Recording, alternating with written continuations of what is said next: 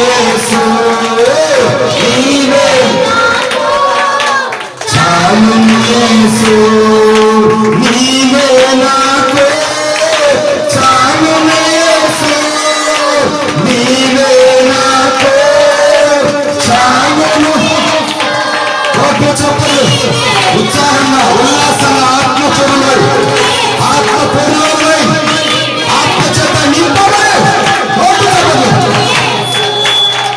నీవే నాకు చాలును యేసు నీవే నాకు చాలును యేసు ఒంటి నిండా బంగారమున్నను అది నీకు సాటి రాగలదా ఒంటి చెప్పాలన్న పనులు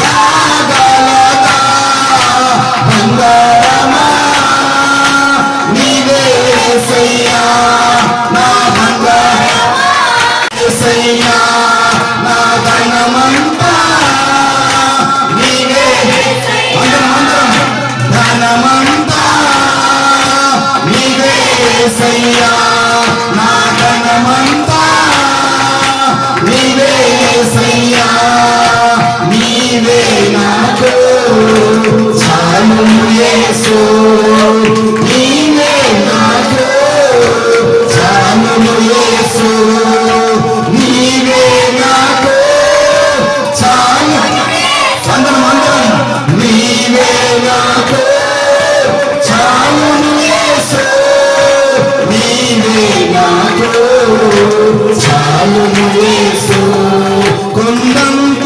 బలమున్నాను అది నీకు అందరం కొండంత బలము అది నీకు సాటి రాగలదా బలమంతా అందరం నా బలమంతా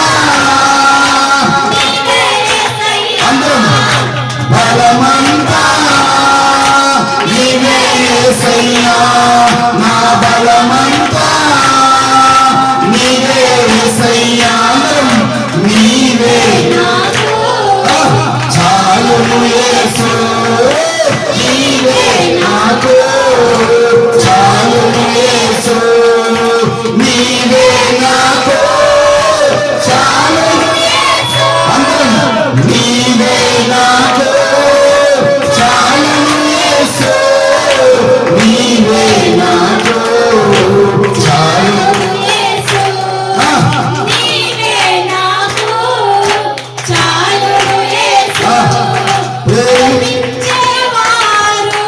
ఎందరున్నను వారు నీకు సాటి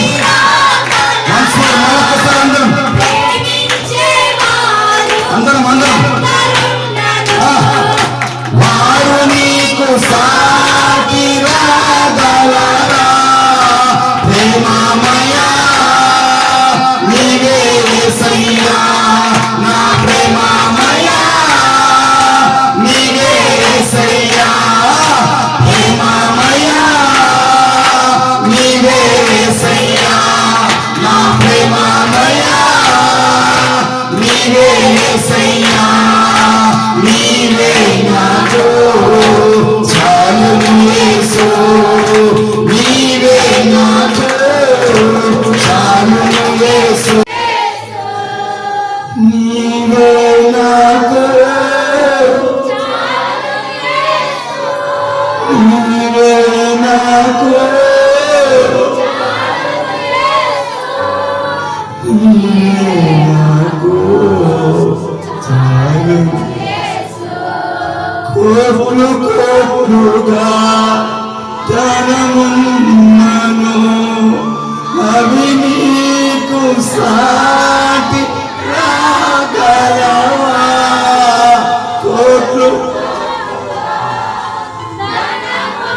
చెత్తవా హృదయపూర్వకంగా నీకు ఎంత డబ్బు ఉంటుంది ఎంత బంగారం ఉంటుంది ఎంత బలగం ఉంటే అవన్నీ ఆయనకు సాటి రాగలుగుతాయా? కోట్లుగా ధనమున్నను అవి నీకు సాటి రాగలవా? నా ధనమంతా నీవేసయ్యా, నా ధనమంతా నీవేసయ్యా, నా ధనమంతా నీవేసయ్యా, నా ధనమంతా నీవేసయ్యా, నీవే నాకు చాలును యేసు, నీవే నాకు చాలును. హృదయపూర్వకంగా చెప్తామా? నీవే నాకు చాలును యేసు, నీవే నాకు చాలును యేసు. అయ్యా, ధనముందని డబ్బుందని డబ్బు కోసం పరిగెత్తుతున్నామయ్యా. బంగారం బంగారం అని బంగారం కోసం పరిగెత్తుతున్నామయ్యా.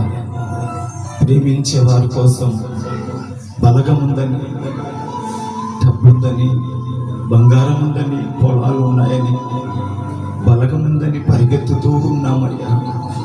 కానీ ఏవి మాతో రావు, ఏవి నీకు సాటి రావు దేవా, సాటి రావులే. తెలిసి కూడా మేము ఎంతగానో పొరపడుతున్నాం, తెలిసి కూడా ఎంతగానో వాటికి బానిసలైపోయాం దేవా, బానిసలైపోయాం తండ్రి, బానిసలైపోయాం. నీ దయను, నీ కరుణను, నీ వాత్సల్యతను నా మీద ఉంచునాయనా, నా మీద ఉంచునాయనా, నా మీద ఉంచునాయనా, నా మీద ఉంచు అయ్యా. నాతో మాతో అందరితో మాట్లాడాలి, నాతో మాతో అందరితో మాట్లాడాలి, నాతో మాతో అందరితో మాట్లాడాయా. ఆయన చెప్తున్నాడు, ఏ గుడైతే ఇంటి దగ్గర మూలుగుతూ వచ్చిందో, బిడా నువ్వు మూలుగుతూ వచ్చావు, ఇంటి దగ్గర చాలా వేదనతో దిగులుతూ వచ్చావు. ఈరోజు ప్రభు నీతోనే మాట్లాడబోతున్నాడు. ఆయన రిసీవ్ చేసుకున్నాడు. ఆయన రిసీవ్ చేసుకొని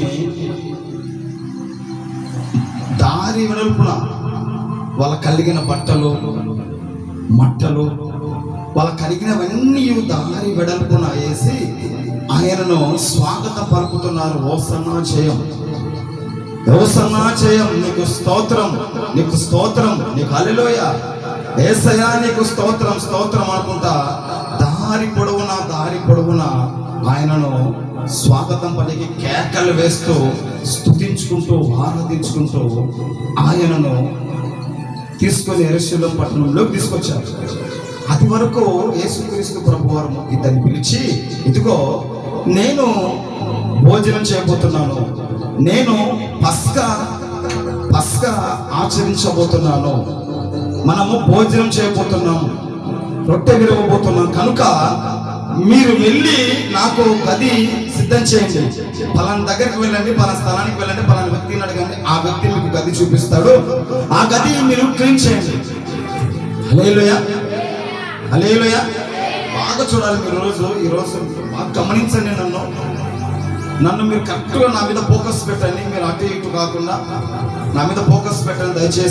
దయచేసి మీరు గమనించాలి. దయచేసి మీరు ఒకసారి మనసు పెట్టండి. ఎవరైనా సరే, ఒక్కరైనా, ఇద్దరైనా, ముగ్గురైనా ఖచ్చితంగా ఈరోజు దేవుని ప్రత్యక్షతను చూస్తారు మీరు. ఈరోజు నేను చెప్తున్నా, సిలువ ఆ రోజు ఆయన మట్టలు పరుచుకుంటూ ఆయన ఊరేగించుకుంటూ ఎలా తీసుకొచ్చారో, ఎలా జరిగిందో ఆ సందర్భము, ఆ రోజు ఎలా సందర్భం జరిగిందో, ఆ రోజు మీరు ఎలా జరిగిందో దాన్ని మొత్తాన్ని మిమ్మల్ని అక్కడికి తీసుకెళ్తాయి. ఈరోజు ఆమేన్.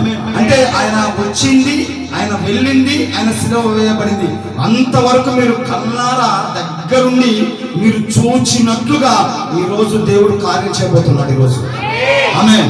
నేను చెప్తున్నా, ఈ రోజు మీరు చూశారు, కల్లారా మేము చూశాము, కల్లారా చూసి అనుభూతిని పొందుకున్నాము. అంత లోతుగా మనం తీసుకెళ్తా. ఈరోజు మీరు మనసు పెట్టండి, నా వైపు మనసు పెట్టండి, నా వైపు చూడండి. నేను బైబిల్ రెఫరెన్స్ అడిగాను కానీ నా వైపు చూడండి. మీరు నా వైపు చూస్తూ ఉండండి. ఖచ్చితంగా సిలువ దర్శనం చూస్తారు ఈరోజు నాలో. చాలా మంది ఈరోజు సిలువ మోస్తున్న దర్శనం నాలో చూస్తారు, నా ముఖంలో చూస్తారు. సిలువ మోస్తుండగా ఆ దర్శనం చూడబోతున్నారు. అనేకులు సిలువ మీద వేలాడుతున్న దర్శనాన్ని చూడబోతున్నారు. ఇదిగో ఆయన కదులుతున్న కదలికలు ఈరోజు ఒక్కొక్క బిడ్డ పసిగట్టబోతుంది. ఆమేన్. చూడండి, మిమ్మల్ని ఆ అనుభూతిలోకి తీసుకెళ్తాయి. ఈరోజు మీరు ఆ అనుభూతిలోకి వెళ్తారు. ఈరోజు ఎక్కడ కాదు, కళ్ళ సాక్షాత్తు మీరు చూసినట్టుగా, కళ్ళ గట్టినట్టుగా మేము చూసాము. ఆయన కూర్చున్నంత వరకు, ఆయన కూర్చొని ఆయన ప్రార్థన చేసి సిలువ వేయబడేంత వరకు కళ్ళారా మేము చూసాము అన్న అనుభూతిలోకి దింపుతాం మిమ్మల్ని ఈరోజు. ఆత్మచేత బలంగా ఈరోజు ఎవరైతే అంత డెప్త్గా నాతో పాటు వస్తారో వారి మీదకి ఈరోజు బలంగా దేవుడు దిగుతాడు ఈరోజు. అంతే, ఆత్మచేత బలంగా నింపబడి వారు ఈరోజు దేవుని సన్నిధిలో నాట్యం ఆడతారు యేసు నామములో. ఆమేన్, ఆమేన్. అందుకే మీరు ఎవరు శోధించబడద్దు, ఎవరు డిస్టర్బ్ కావద్దు. మీకు ఏదైనా మంచినీళ్ళు ఏమైనా కావాలని తెచ్చి పెట్టుకోండి దగ్గర. అవసరమైతే గ్లాసులు ఉన్నాయి, అక్కడ గ్లాసులో పట్టుకొని వచ్చి దగ్గర పెట్టుకొని కూర్చోండి. అటు తిరగొద్దు, పిల్లలను కూడా అటు తిప్పొద్దు దయచేసి. ఒక్క గంట సేపు నా మీద కరెక్ట్ గంట కూర్చొని చాలు, అంతే. గంటగా ముగిస్తా. హల్లెలూయా. 10 నిమిషాలు, అరగంట కాదు కానీ గంట సేపు ముగిస్తా. గంట సేపు ఫోకస్ పెట్టాను. ఎందుకంటే మొదటి నుంచి చివరి దాకా తీసుకొని మిమ్మల్ని రావాలంటే 10 నిమిషాలు 5 నిమిషాలు పట్టాలి, కష్టం గంట కావాలి. ఒక గంట అయితేనే మీరు ఆ లోతులోకి వెళ్ళి గెస్తమనే ఆ తోటలోకి తీసుకెళ్లి మిమ్మల్ని ఎక్కడ తీసుకొస్తారంటే గోల్కతా కొండ దగ్గరికి తీసుకొచ్చి అక్కడి నుంచి మరలా బెతెస్దా కోనేరు ప్రార్థన మందిరం దగ్గర మిమ్మల్ని ఈరోజు నిలబెడతా. యేసు నామములో ఒక్కొక్క బిడ్డ ఈరోజు పరిశుద్ధాత్మ పూర్ణులవుతురు గాక. ఆమేన్. ఆత్మచేత నింపబడి పరిపూర్ణంగా ఆత్మచేత నింపబడిన బిడ్డ ఈరోజు ఖచ్చితంగా నాతో పాటు వ్యస్తమైన తోటలోకి రాబోతుంది. ఈరోజు యేసు నామములో వ్యస్తమైన తోటలో ఈరోజు ఆయన కన్నీటి ప్రార్థన చూస్తూ సిలువ దర్శనం వరకు యేసయ్యను వెంబడించబోతుంది ఈరోజు ఒక్కొక్క బిడ్డ. ఆమేన్, ఆమేన్. సీరియస్ గా తీసుకోండి, మీరు సీరియస్ గా తీసుకొని ఈరోజు దేవుని దర్శనం, ముఖ దర్శనం ఈరోజు మీరు చూస్తారు. ఆమేన్, ఆమేన్. హల్లెలూయా. యేసుక్రీస్తు ప్రభు వారికి చెప్పాడు ఆయన. యేసుక్రీస్తు ప్రభు వారు శిష్యులకు చెప్పాడు, వెళ్ళి నాకు గది సిద్ధపరచండి. అక్కడ మనం పస్కా చేయబోతున్నాం, రొట్టె విరవబోతున్నాం. వెళ్ళి గది సిద్ధపరచండి అని ఇద్దరిని పిలిచి చెప్తే వాళ్ళు వెళ్ళి గది సిద్ధపరిచారు. గది సిద్ధపరిస్తే ఆ గది దగ్గరికి వెళుతున్నాడు. ఆ గది దగ్గరికి వెళ్తూ గ్రామంలోకి వచ్చాడు. గ్రామంలోకి వస్తున్న అనేక ప్రజలు, ఆయన ప్రేమించే వాళ్ళు, ఆయనను అభిమానించే వాళ్ళు అనేకులు దారి పొడవున మంటలు, దారి పొడవున కొత్త వస్త్రాలు, దారి పొడవున వారి అన్ని చల్లుకుంటూ ఆయనను ఘనంగా స్వీకరించి ఘనంగా ఆ గ్రామంలోకి తీసుకొచ్చి ఆయన తీసుకొని వచ్చి ఆ తర్వాత వారు మరలా సాయంత్రం పూట అనగా రాత్రి వేళ సమయంలో ఒక మేడ గది మీద ఒక గది దగ్గర అందరూ పోగైనారు. ఎవరు అంటే యేసుక్రీస్తు ప్రభువారు ఆయనతో పాటు 12 మంది శిష్యులు యేసుక్రీస్తు ప్రభువారు 11 మంది 12 మంది 14 మంది ఏకమయ్యారు. అక్కడ 14 మంది కూర్చొని వారితో మాట్లాడుతూ వారితో అంటున్నాడు, ఇంతవరకు నేను మీతో ఉన్నాను కదా, ఇంతవరకు నేను మిమ్మల్ని ప్రేమించాను, ఇంతవరకు మీరు నన్ను ప్రేమించారు, మీరు ఇంతవరకు నాతో ఉన్నారు, నేను మీతో ఉన్నాను. అయితే ఇక మీదట నేను మీ నుంచి వేరే అవ్వబోతున్నాను, ఇక మీదట నేను మీ నుంచి వేరుగా ఉండబోతున్నాను, ఇక మీదట నేను మీ నుంచి వేరైపోయి నేను వెతబడబోతున్నాను, నేను తండ్రి దగ్గరికి వెళ్తున్నాను, నేను అక్కడికి వెళ్తున్నాను, మీరు అక్కడికి రాలేరు, మీరు ఇప్పుడు రాలేరు అక్కడికి, కానీ మీరు తర్వాత వచ్చేదరు అని ఆయన తన శిష్యులకు చెప్తూ ఉన్నాడు. తన శిశువులకు చెబుతూ తన శిశువులతో మాట్లాడుతూ ఆయన ఒక రొట్టె చేత పట్టుకొని ఆ రొట్టె కృతజ్ఞతలు చెల్లించి ఆ రొట్టె విరిచి ఆయన ఇది నా శరీరము దీన్ని తిన్నప్పుడల్లా నన్ను జ్ఞాపకం చేసుకున్నట్టుగా ఈ శరీరాన్ని తినండి మీరని యేసుక్రీస్తు ప్రభువారు ఒక్క రొట్టెనే హల్లెలూయా ఒక్క రొట్టె విరిచి ఆ ఒక్క రొట్టెనే 12 మంది తిన్నారు. ఆ తర్వాత ఒక పాత్ర చేత పట్టుకొని ఆ పాత్రలో ద్రాక్షరసానికి ప్రార్థన చేసి ఇదిగో ఇది నా రక్తము, క్రొత్త నిబంధన అయిన నా రక్తం, పాత నిబంధన గ్రంథం అయిపోయింది. ఇంకా అవన్నీ పనులన్నీ పాత నిబంధనల ప్రవచనాలన్నీ అవి నా ద్వారా నెరవేర్చబడ్డాయి కనుక ఇదిగో కొత్త నిబంధన అయిన నా రక్తము, ఇది నా శిలువ రక్తము, దీన్ని తాగిన వాడు నిత్య జీవం గలవాడని ఆయన రక్తానికి అనగా ఆ ద్రాక్షరసానికి ప్రార్థన చేసి అది తన శిశువులకు ఇచ్చాడు.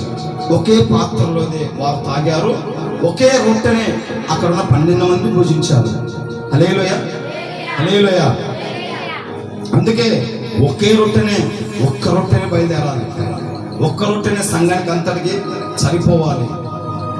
ఒక్క పాత్రలోనే సంఘం అంతా తాగాలి. పాత్రలు వేరు కాదు, పాత్రలు వేరు వెళ్ళకూడదు, ఒక్క పాత్రలోనిదే. అక్కడ ఉన్న శిష్యులందరూ ఒక పాత్రలోనే అందరు తాగారు, ఒక పాత్రలోనే ఉన్న రొట్టె అందరూ భుజించారు. అలా అందరూ భుజించి అలా అందరూ తిన్నారు. అందరు తిని మాట్లాడి మీలో కొందరు నన్ను విడవబోతున్నారు, మీరు నన్ను కొందరు విడిచిపెట్టి వెళ్ళిపోతున్నారు, మీలో కొందరు నాకు వేరైపోతున్నారు, మీరు జాగ్రత్తగా ఉండండి, అపవాది మిమ్మల్ని పట్టుకోబోతున్నాడు, అపవాది మీ మీదికి రాబోతున్నాడు, అపవాది మిమ్మల్ని జల్లడ పట్టబోతున్నాడు, మీరు జాగ్రత్తగా ఉండండి, బీ కేర్ఫుల్.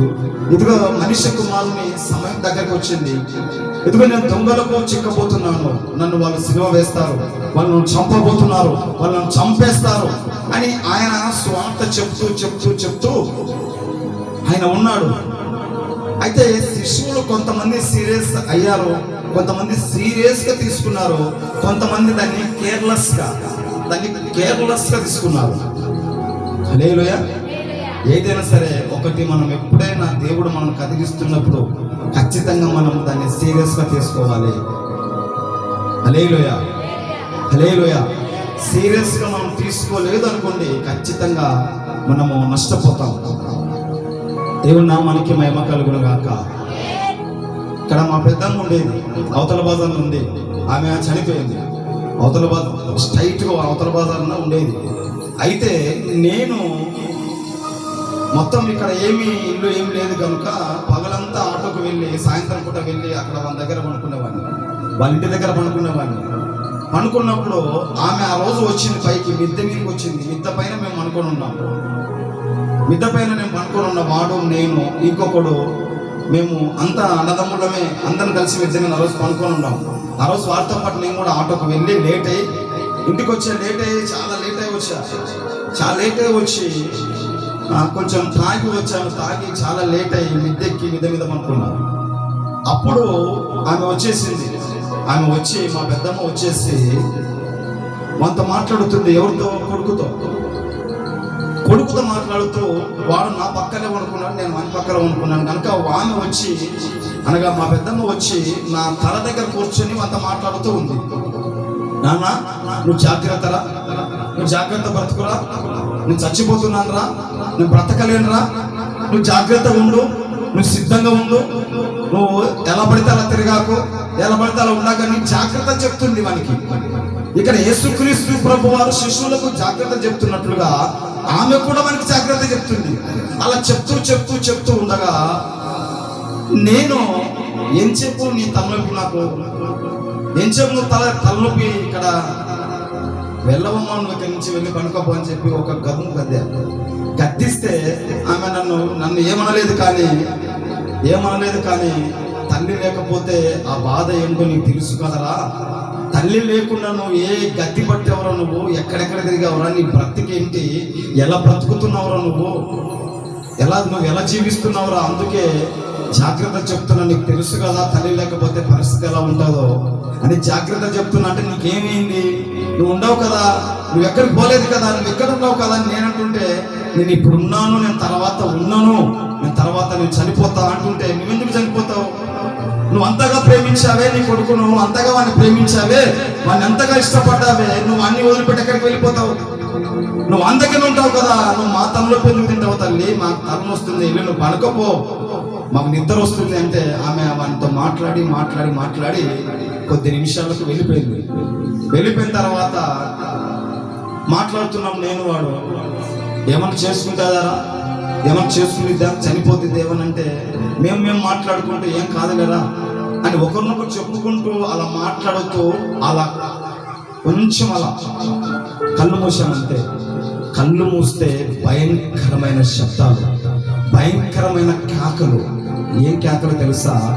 ఆమె కింద కృష్ణలు పోసుకొని అంటు పెట్టుకున్నది. అంటు పెట్టుకుంటే భయంకరమైన మంట, పెద్ద మంట, పెద్ద మంట. జస్ట్ 10 నిమిషాలు నేను మాట్లాడాను. తర్వాత మేము అందరం ముగ్గురం అక్కడ మాట్లాడుకున్నాం. తర్వాత జాగ్రత్తగా బ్రతకండ్రా మీరు అని చెప్పింది, దిగి వెళ్ళిపోయింది, పైనుంచి కిందికి దిగి వెళ్ళిపోయింది. మేమిద్దరం మాట్లాడుకొని అలా కళ్ళు మూసామంతే, అనుకోరని చెప్పి ఇద్దరం మాట్లాడుకొని, నాకు అప్పటికే లేట్ అయింది, అప్పటికే కొంచెం నిధిగా ఉన్నాను కనుక నేను కళ్ళు మూసా. భయంకరమైన కేక, భయంకరమైన మంట. ఇలా చేయితే చెయ్యి దాటి మంట పైకి వస్తుంది. మిద్దె మీద చూశాను, ఒక్కసారి చూసి నేను అక్కడికక్కడే స్టక్ అయిపోయా. నాతో పాటు ఉన్న పిల్లలు వాళ్ళు దుంకి వెళ్ళిపోయి ఆమెను ఆర్పడానికి, ఆ మంటను ఆర్పడానికి ప్రయత్నం చేశారు, కానీ కాలేదు. తర్వాత హాస్పిటల్ తీసుకెళ్తే చనిపోయింది. అది మీకు తెలుసు, ఇక్కడ ఉన్న వాళ్ళు తెలుసు. హాస్పిటల్ తీసుకెళ్ళిన తర్వాత ఆమె చనిపోయింది.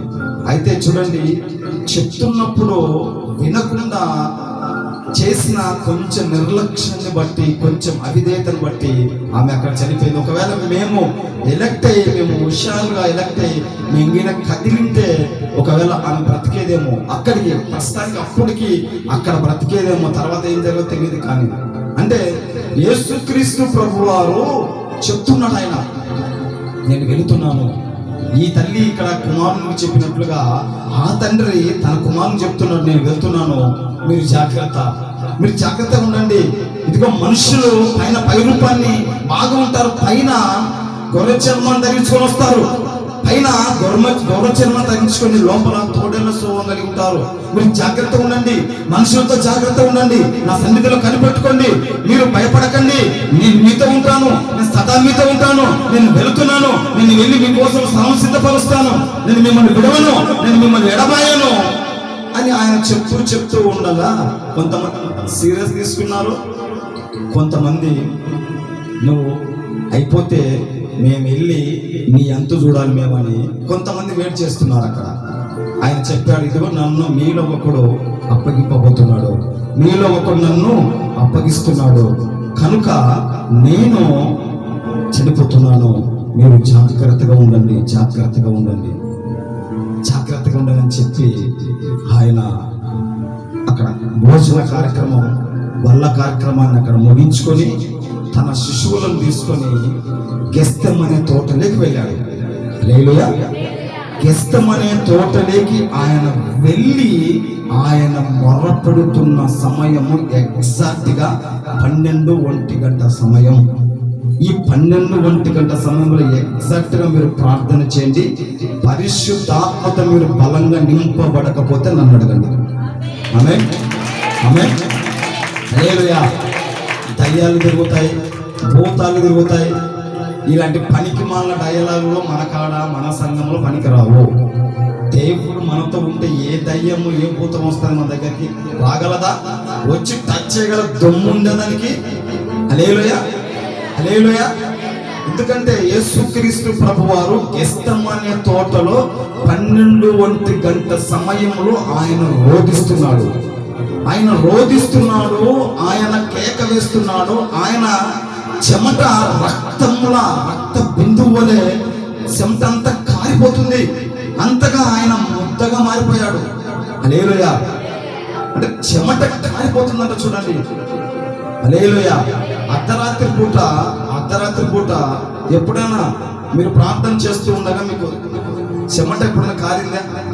చెమట ఎప్పుడైనా కారిపోయి మీ వస్త్రాలు తడిచిపోయి ఫ్యాన్ కింద కూర్చుంటారు కదా, ఫ్యాన్ కింద మామూలుగా మీ వస్త్రాలు తడిచిపోయి మీకు చలి పెట్టడం ఎప్పుడైనా జరిగిందా? అంటే చెమట కారి ఆ చెమటతో మీరు వేసుకున్న బట్టలు తడిచిపోయి చలి పెట్టడం ఎప్పుడైనా జరిగిందా? హల్లెలూయా. జరిగిందా? అంత ప్రార్థన ఉందా? ఖచ్చితంగా ప్రార్థన అర్ధరాత్రి కానీ ఏ సమయమన్నా కానీ మనం బలంగా ప్రార్థన చేస్తే చెమట రక్తము వల్ల చెమట కారుతుంది మనిషికి. ఆయన అంతగా ప్రార్థన చేశాడు. అంతగా ప్రార్థన చేసి చేసి చేసి ఆయన అలసిపోయి శిష్యుల దగ్గరికి వచ్చి మీరు ప్రార్థన చేయని చెప్పే కదా మీకు, ఏం చేస్తున్నారంటే అంతవరకు యేసయ్యా వదిలిపెట్టాం, నిన్ను విడిచిపెట్టాం, నీతోనే మా జీవితం, నీతోనే హల్లెలూయా నీతోనే చెప్పిన వారు గురకబెట్టి నిద్రపోతున్నారు. ఆ తర్వాత మళ్ళీ వచ్చి వెళ్తే మళ్ళీ ఆయన అలా వెళ్ళగానే మళ్ళీ ఇలా అలా 3 సార్లు జరిగింది. 3వ సారి ఆయన వచ్చి ఇక మీ వల్ల కాదు, కానీ ఇక మీరు రెస్ట్ తీసుకోండి, ఇక సమాప్తం అవుతుంది, ఇక్కడ మనుష్య కుమారుడు వచ్చిన పని సమాప్తం కాబోతుంది, ఇదిగో మనుష్య కుమారుడు ఎత్తబడబోతున్నాడు కనుక ఇక మీరు విశ్రాంతి తీసుకోండి, ఇక నన్ను అప్పగింపబోయే వాడు వస్తున్నాడు, నా సమయము ఆసన్నమైంది అని చెప్పి ఆయన చెప్తూ ఆయన మాట్లాడుతూ ఉండగా శబ్దం, భయంకరమైన శబ్దాలు వస్తున్నాయి. పక్క నిలబడిన శిశువులకు నిద్ర మబ్బు వదిలిపోయింది. నిద్ర లేదు, ఇక నిద్ర లేదు. భయం స్టార్ట్ అయింది. తడ గుండెలు తడ కొట్టుకుంటున్నాయి. ఎందుకంటే కొంత 100 మంది సైన్యం బయలుదేరి వచ్చారు యేసయ్యను పట్టుకోవడానికి. 100 మంది సైన్యం ఎక్కడికి వచ్చారు?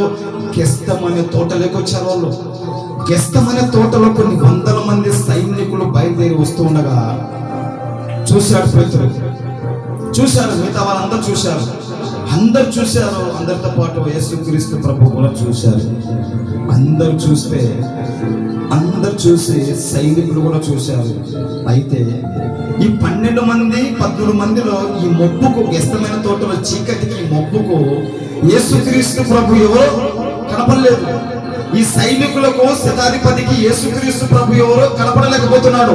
ఈ మంత్రికి యేసుక్రీస్తు ప్రభు ఎవరు? ఈ మొబ్బుకు ఇంతమంది ఉన్నారు, ఇంతమందిలో ఎవరు యేసుక్రీస్తు ప్రభు అని మాట్లాడుతూ ఉన్నాడు కదా. ఒక వ్యక్తి వచ్చి నేను వెళ్తున్నాను, నేను వెళ్ళి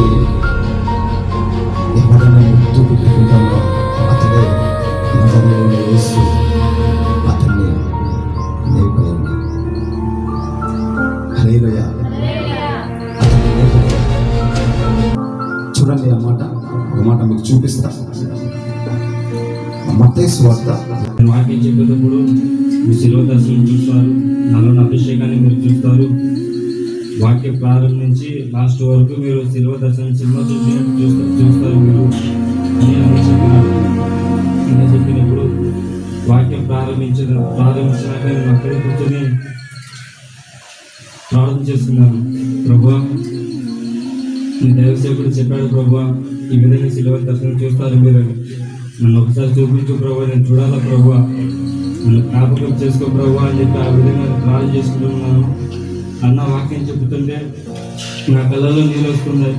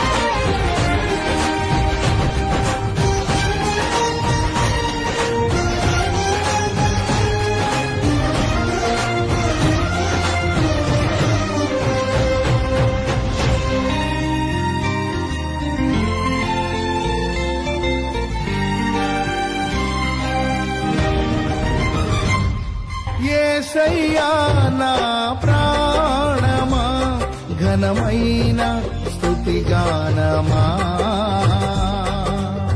యేసయ్యా నా ప్రాణమా ఘనమైన స్తుతి గానమా అద్భుతమైన నీ ఆదరణే ఆశ్రయమైన నీ సంరక్షణయే నన్ను నీడగా వెంటాడెను నే అలయక నడిపించెను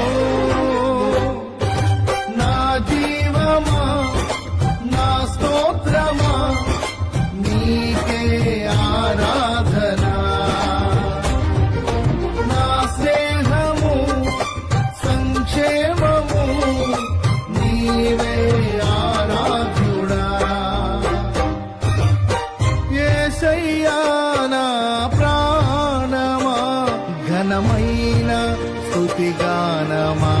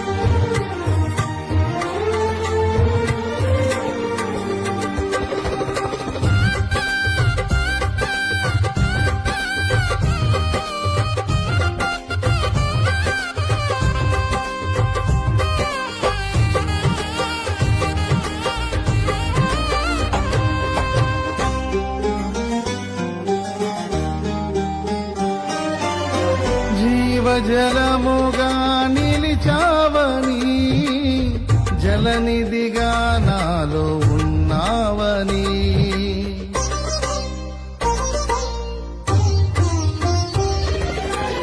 జనులకు దీవెనగా మార్చావని జగతిలో సాక్షిగా ఉంచావని ఉత్సాహగానమునే పాడనా ఉత్సాహగానమునే పాడనా ఏదైనా నీ కొరకు చేసేందుకు ఇచ్చితివి బలమైన నీ శక్తిని ఏదైనా నీ కొరకు చేసేందుకు ఇచ్చితివి బలమైన నీ శక్తిని ఇది ఏ చాలును నా జీవితాంతము ఇలా నా కన్నీయు నీవే కదా ఇది ఏ చాలును నా జీవితాంతము ఇలా నా కన్నీయు నీవే కదా యేసయ్యా నా ప్రాణమా ఘనమైన స్తుతి గానమా